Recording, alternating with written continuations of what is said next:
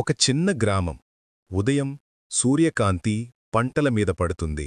ఆ గ్రామంలో అర్జున్ అనే యువకుడుండేవాడు. అతని కల ఒక మంచి జాబ్ సాధించడం. కాని ఒక సమస్య, అతనికి సహనం చాలా తక్కువ. అర్జున్ రోజూ చదువుకుంటాడు. కాని 2 రోజుల్లో ఫలితం కనిపించకపోతే కోపంతో పుస్తకాలు మూయేస్తాడు. ఎందుకు నాకు రిజల్ట్ రావట్లేదీ అని బాధపడుతుంటాడు.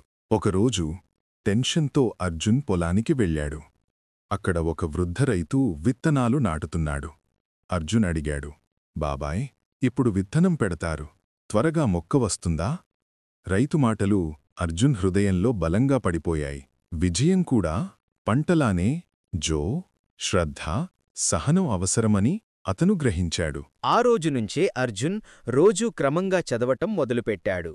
రోజులు గడిచాయి, నెలలు గడిచాయి, ఫలితం ఆలస్యమవుతున్నా ఈసారి అతను ఆగలేదు. ఒకరోజు అతని ఫోన్లో సందేశం వచ్చింది. Congratulations, you passed. అర్జున్ కళ్లల్లో ఆనందం మెరిపించింది. ఆ విజయానికి కారణం ఒక్కటే సహనం.